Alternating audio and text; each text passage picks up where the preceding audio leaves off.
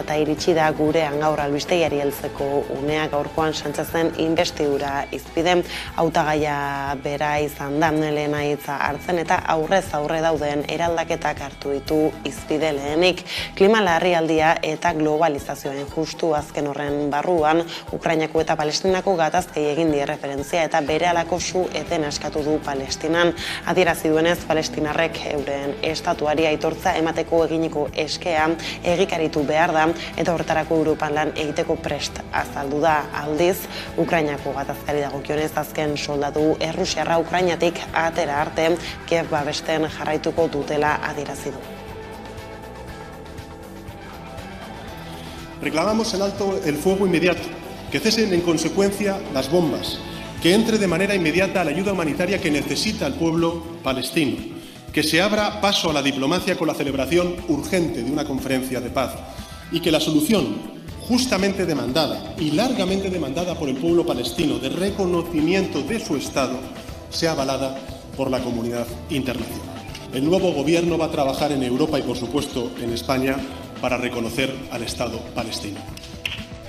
Sánchezen lehen hitzak ala lasterralduko diogu bueltan inbestidura saioari, lehenago baina bada beste lerrobururik aipatzeko gaurko honetan. Euskararen ofizialtasunaz eztabaidatuko dute, ostera Europako Batasunean hain zuzen ere Espainiako gobernuak proposaren bat igorri die estatu kideei lehenbiziko testua egokituta. Hala ere, ez da espero estatu kideek gaur behin betiko erabakia hartzea, baina bai gaia eguneratzea. Espainiako gobernuak Europako Batasuneko Kontseiluko kideei bidali dien proposamen berriak zehazten du euskara, katalana eta galizera hizkuntza ofizialak direla beren eremuetan Espainiako konstituzioak aitortzen dituela, badirela akordio administratibo batzuk Europako instituzioekin komunikazio batzuetan hizkuntza horiek erabiltzeko eta erabakia ez dela aurrekari bat izango beste hizkuntza batzuk ofizial bihurtzeko Europan. Horrez gain, Espainiako gobernuak berretsi du bere gain hartuko duela hizkuntza horiek Europako instituzioetan ofizial bilakatzearen kostua.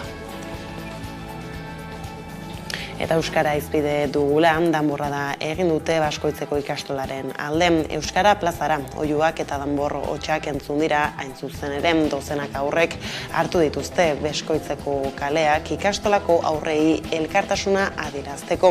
Izan ere, badira 10 urte eraikin prefabrikatuetan daudela eta gurasoek behin baino gehiagotan salatu dituzte eraikin sendo bat altxatzeko herrikoetxeak ematen dizkien oztopoak. Larunbatean manifestazioa egingo du Seaskak goizeko 11etan Baskoitzen bertan deiadar bat egin diote Euskal Herri osoari.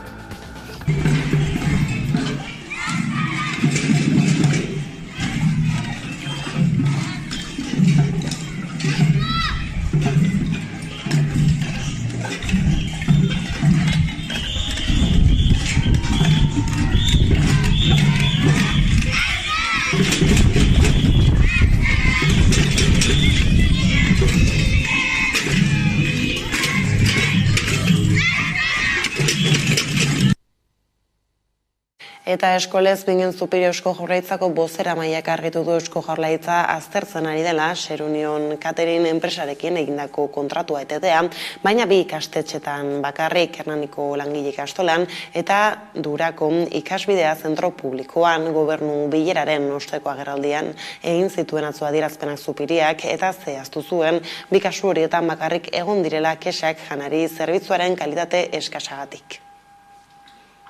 Egon diran salaketak dira Duranakoa eta Hernanikoa. Eta Jaurlaritza ari da indarrean dauden kontratu hoien arrazoiz eta arrazoi juridiko hoien azterketa egin eta agindutako kalitatea eta zerbitzua eskaintzen ez badu kontratu horiek bertan bera usteko. Ez da enpresa bat kontratatu dena jangela guztietako zerbitzua emateko. Hainbat lote atera ziren, hainbat enpresa aurkeztu dira, lote horietako bakoitzak du bere kontratua, eta horietako bakoitzaren gainean hartu beharko lirateke, hartu beharreko erabaki administratiboak. Nafarroako fiskaltzak 20 urteko espetxe zigorra eskatu du 2022 urtarrilean Sarapina hiltzeraino labanaz sastatu zuen gizonaren kontra. Biktimaren familiak akusazio partikularra osatu zuen eta 25 urteko kartzela zigorra eskatzen eman dute.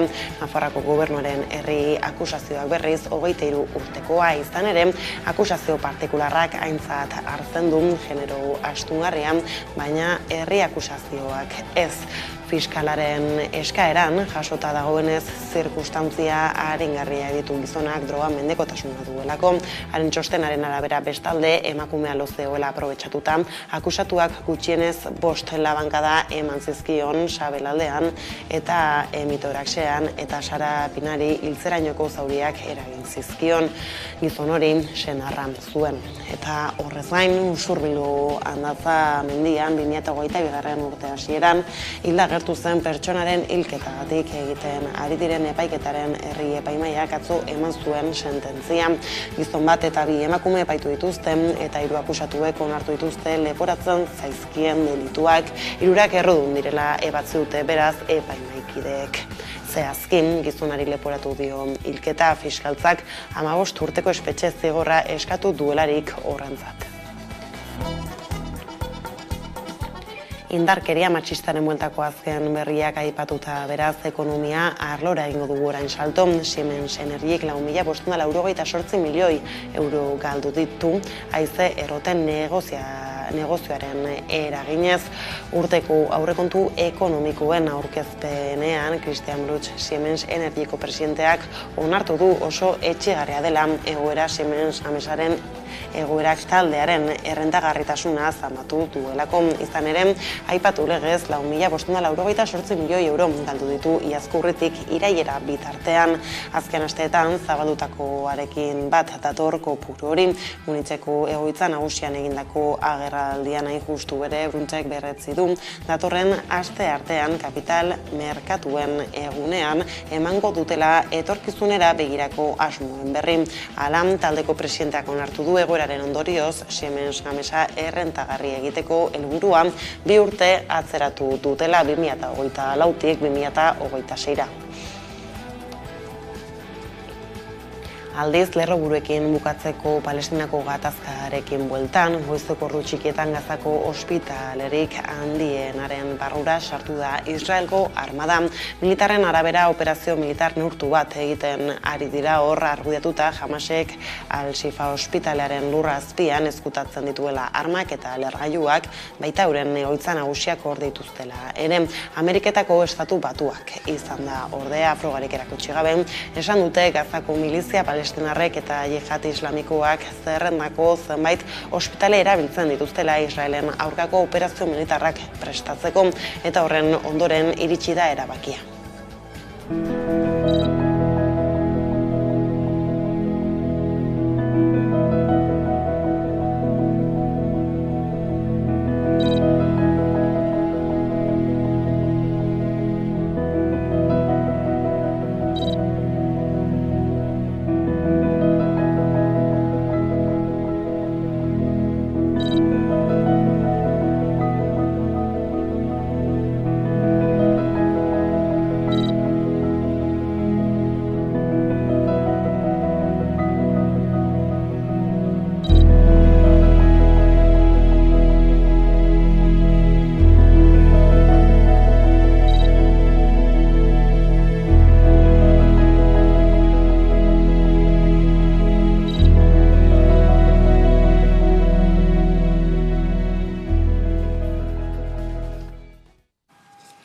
Honekin Palestinako gatazkaren berri gehiagoren zain iritsi da eguneko argazkari heltzeko unean martxan da Sánchezen inbestidura saioa.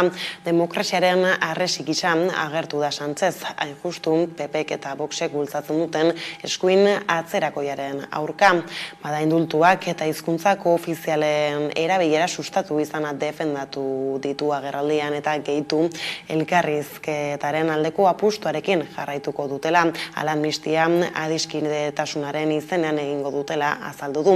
Izan ere, argudiatu du Kongresuko alderdien gehiengoak babesten duela, baita Kataluniako herritarren gehiengoak ere. Are gehiago amnistiaren alde egiteko arrazoietako bat azken legealdian egindako bideari jarraitza dela argudiatu du, hori delakoan eskuinak eragotzi nahi duena.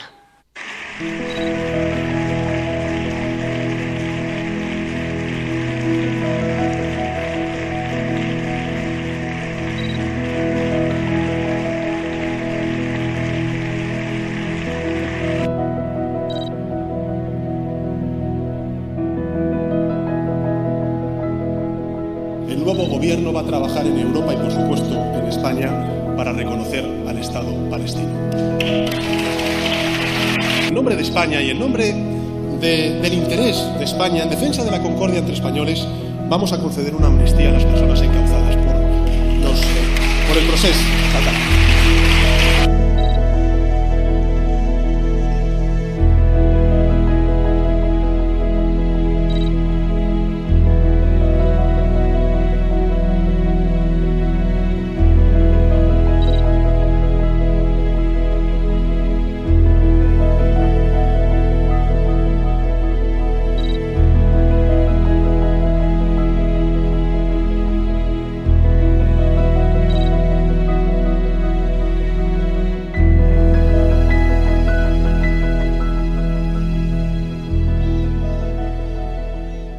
Frantina Armengol Kongresuko presidenteak ere egun iragarri zuen Sánchezen inbestidura saioak noiz izango ziren eta PSOEk egun horretan bertan erregistratu zuen amnistiaren lege proposamena Kongresuan bihar Sánchezen alde bozkatzekoak diren alderdi guztien oniritziarekin, baina horien sinadurarik gabe. Neurri horrek bertan bera utziko lituzke 2012tik 2023ko azaroaren 13 artean Kataluniako prozesu subiranistarekin lotutako prozesu judizialak. Horrek guztiz azerretu ditu alderdi eskuindarrak ordean, eta kontrako manifestazioak egin dituzte Espainiako zenbait hiritan, halere, Errez eta Junts per Katalunia ez dira izan PSOEren egoera, euren helburuak lehenesteko baliatu duten alderdi bakarrak izan ere, irudi batek 1000 hitzek baino gehiago esaten duela dio esara ezagun batek hizkuntza askotan, sarri askotan eragile politiko biren artean ituntzen den edukia bezain garrantzitsua gertatzen da akordioa plazaratzeko aukeratzen den ezenaratzea. Argazkia alegia bada EAJak eta Euskal Herria Bilduk Pedro Sánchezen PSOErekin egin dituzten negoziazio prozesuen emaitzek argazki esanguratsuak eman dituzte ere erne.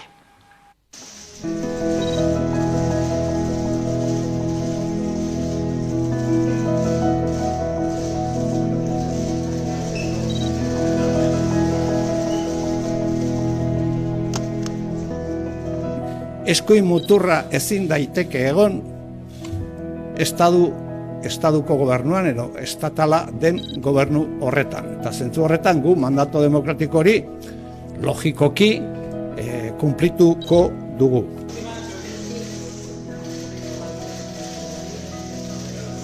Akordio hau ona da Euskadirentzat, ona. Egungo autogobernuan aurrera egiteko pauso argia ematen delako, eta etorkizuneko autogobernua betetzeko pausu sendoak ematen direlako.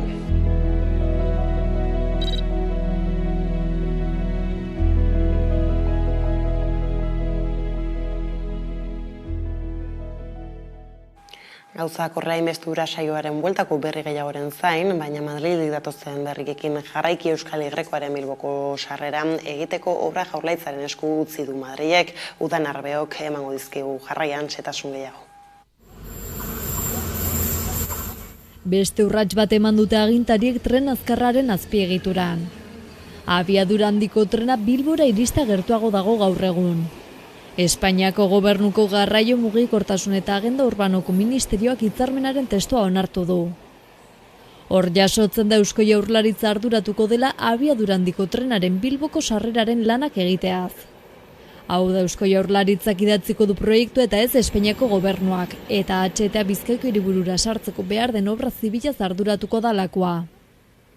Garraio mugikortasun eta hiri agenda ministerioa jakinarazi duenez, Eusko Jaurlaritzak Bilbo abandoko geltokirako sarbide plataforma idazteko eta erekitzeko agindua du, 226 milioi euroko aurrekontuarekin, eta Espainiako aurrekontu orokorretatik aterako da.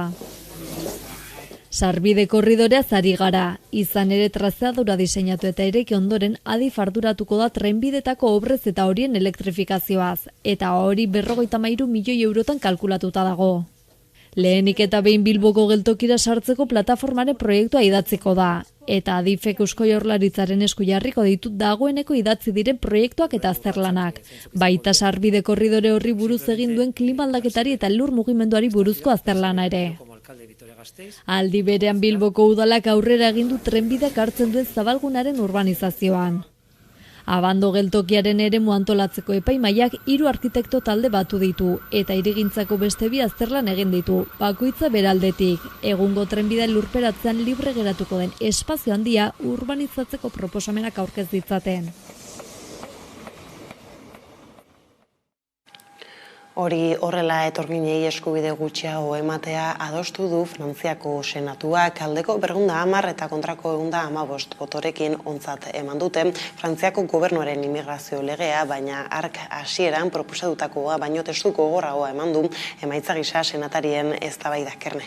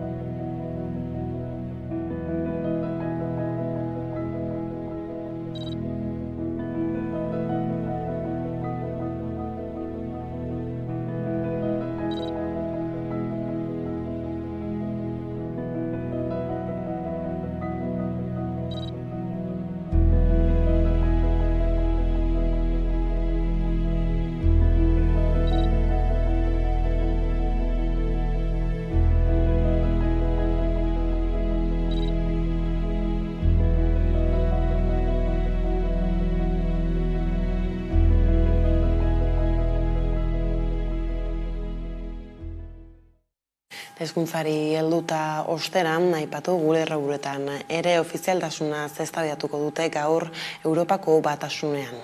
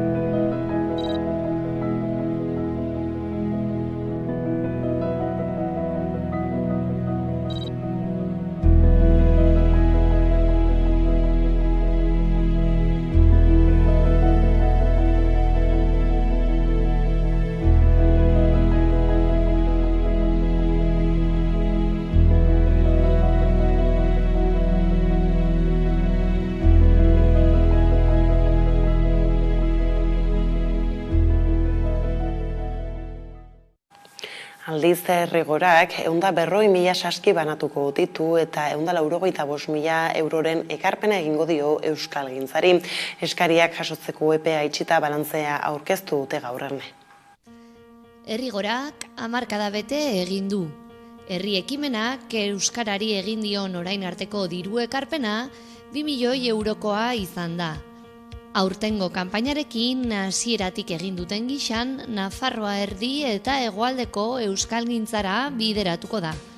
Ager eremuko AEK, Tutera, Lodosa eta Abianako ikastolak eta D ereduko eskoletako lerroak eta baita agerraldia diruz lagunduz. 185.000 eurotako ekarpenarekin. Auzolanean osaturiko 14.000tik gora saski helduko dira datozen egunetan Euskal Herriko 11 etxeetan. Kanpaina honek berrikuntza txiki batzuk ekar ditu berarekin ere. 10 urteak ospatzeko asmoz, hainbat ikastola, eskola, euskaltegi eta ekoiz etxeetan idatzi dituzte eskerron eskutitzak. Eta eskutitz horiek kutxen barrenean jasoko dituzte erosleek. Eta euskara eta elikadura jorratzeaz gain, aisialdi euskeraz profitatzeko tartea ere zabalduko du Errigorak aurten. Pituxa Clown Errigoraren espota antzeztu duen aktoreak emanaldiak eskainiko ditu euskaltegietan. Tafaian ere gure zirkua izan zen. Eta noski, dozenaka ekimen xume herriz herri egin dituztenak. Errigorak antolatu dituen jarduerak beraz, urte hurrena ospatu eta Errigora komunitatea indartzeko asmoz. Zorionak Errigora! Gizartarloko gaiekin jarraiki zaintzarekin negoziorik ez doiukatuz mugimendu feministako 8 kide zainketen Euskal Itun baterantz aurrera eginez, izeneko kongresuaren inaugurazioan sartu dira, goiz honetan Tabakalerako patioan Donostian, goizeko 9:30 Iñigo Urkullu lehendakariaren eskutik kongresuari ofizialki ekin baino minutu batzuk lehenago izan da. Ikusleen artean zeuden 8 feministek azaroaren 30ko grebara deitzen zuten kamisetak erakutsi dituzte zainketen negoziazioaren aurkako oihuak egiten zituzten bitartean, berehala kanporatu dituzte gora berarik gabe.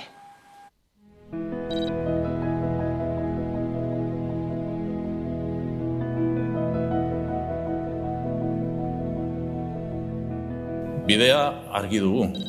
Baliatu dezagun aurrez aurre dugun aukera zainketaren aldeko Euskal Ituna adosteko eta elkarren artean eraikitzeko eta eraikitzen jarraitzeko.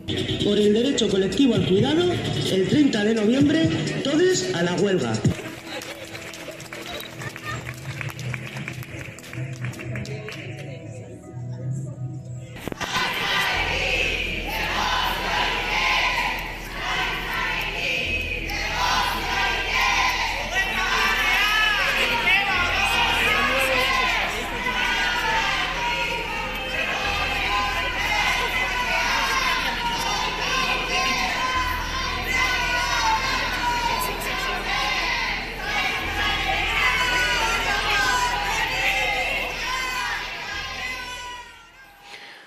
Honekin zaintzaren bueltako azkenak aipatuta lan gatazketara egingo dugu salto jarraian, izan ere la sindikatuak interbentzio zuzena eskatu dio Eusko Jaurlaritzari Laudioko Autoglas Glavista enpresako lantegiaren auziari konponbidea emateko. Hain zuzen duela 2 aste txosten bat aurkeztu zioten Eusko Jaurlaritzako industria sailari, baina oraingoz ez dute Jaurlaritzaren erantzunik jaso. Mikel Klaber.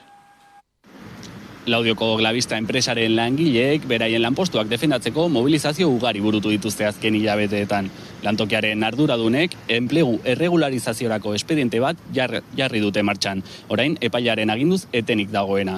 Espedientea aurrera egitekotan 240 lanpostu galduko direla salatu dute langileek. Hori ekiditeko, ELA sindikatutik batzordean gehiengoa duen zentralak enpresaren kapitalaren parte izatea eskatu dio Eusko Jaurlaritzari. Proiektuaren bideragarritasuna bermatzeko aurkeztu duten planaren neurrietako bat izango zen hori. Enpresaren gaineko kontrol publikoa izan da, bertako lanpostuen jarraikortasuna bermatzeko asmoarekin. Honekin batera, lantegia kokatuta dagoen lursaila desjabetzea ere aldarrikatu dute. Jabe den enpresa guardianek hausaltzari uko egin baitio. Glavistako langileek Eusko Jaurlaritzarekin azaroaren hasieran egindako bileran enpresaren bideragarritasuna bermatzeko plana aurkeztu zuten. Proposatutako neurrien artean, Jaurlaritzak Glavistako kapitalean sartzea eskatu zuten, enpresaren gaineko kontrol publikoa izateko. Honekin batera, lantokian inbertitutako diru publikoa 2,5 milioi ez galtzea bermatzea lortuko zela aldarrikatu dute. Bestetik, langileek bideragarritasuna bermatzeko Glavista eta proiektuan inbertitzeko prest dagoen enpresaren arteko akordioa laguntzea ezinbestekoa dela baieztatu dute. Horretarako, Jaurlaritzak lantokia eta hau kokatuta dagoen lursailen desjabetzea burutu behar dela azpimarratu zuten. Izan ere, guardian enpresak lurzoroaren jabetza duena hau saltzeari uko egin dio enpresaren jarraikortasuna bermatu alduen proiektua blokeatuz. Momentu honetan, Glavistaren arduradunek martxan jarritako enplegu erregulaziorako espedientea etenik da epailearen aginduz.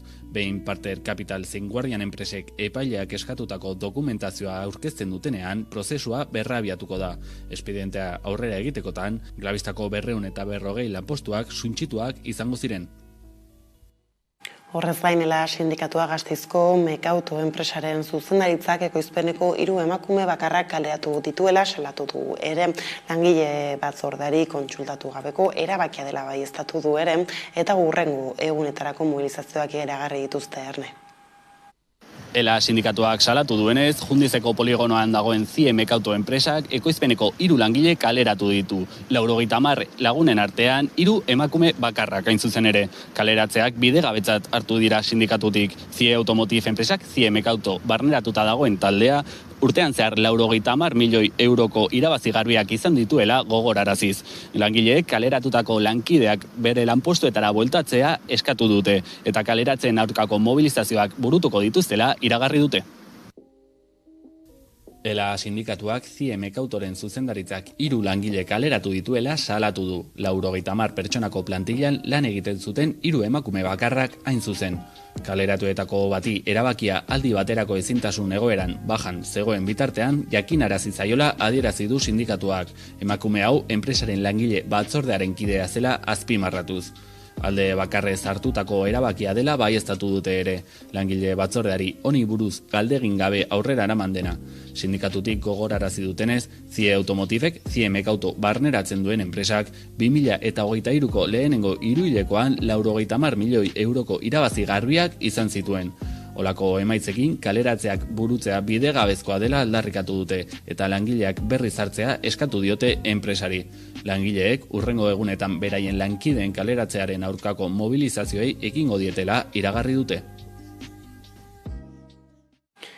Lan gatazken bueltako azkenak ala kulturarlora Salto Gasteizko nazioarteko antzerki jaialdiak tokiko taldei beraien sorkuntzak aurkezteko aukera emango die off-lokal programarekin. Aurten hiriko 3 konpainiak hartuko dute parte. Gainera, Mikel Klaber kazetariak emango dizkigu programaren xehetasuna jarraian. Off-lokal programa espazio ez konbentzionaletan egiten den proposamen dramatikoa da. Gertutasuna eta ikusleetara zuzendutako begirada ezaugarri nagusitzat duena. Tokiko taldeen sorkuntza indartzeko jaiotako programa da. Aurtengoan proiektu larruak dantza ikuskizuna eskaineko du. Kuku Bazarrek disiplina anitzeko ikuskizuna prestatu du eta Ekoma Teatro taldeak gaur egungo gizartea islatzen duen antzezlanarekin hartuko du parte. Osotara 8 saio izango dira azaroaren 23 eta 26 bitartean. Oraindik ezagutzen ez den lokalizazio batean eta 30 pertsonako publiko baten aurrean.